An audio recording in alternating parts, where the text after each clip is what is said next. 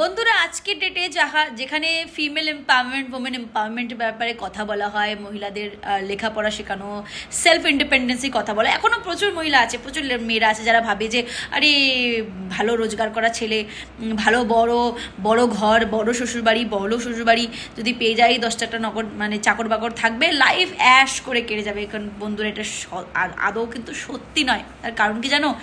একটা ক্যারিয়ার বানাতে যতটা পরিশ্রম হয় তার 10 গুণ পরিশ্রম হয় একটা সংসার সামলাতে, সংসার গোছাতে, আর তার থেকে বড় পরিশ্রম একটা বাচ্চা সামলাতে। তাকে ক্যারি তোমায় করতে হবে, তাকে জন্ম তোমায় দিতে হবে, তাকে পালন তোমায় করতে হবে, এবং তারপরেও তুমি ক্রেডিট পাবে না। তাই বলছি, এই যে তুমি চিন্তা করছো না লাইফ অ্যাশ করে কেটে যাবে, আদৌ কোনো অ্যাশ কাটবে না। বাচ্চা মানুষ করতে করতে তার সমস্ত তার আয়াগিরি করতে করতে পুরো লাইফটা চলে যাবে এবং ক্রেডিটও পাবে না। তাই বলছি, সময় থাকতে যে কেরিয়ারের ওপর ফোকাস করো, রোজগার করো, অ্যাটলিস্ট সব কিছু চলে যাওয়ার পর তারা এখন বলবে না কী করো বাড়িতে বসে বসে, একটা বাচ্চা সামলাতে পারো না?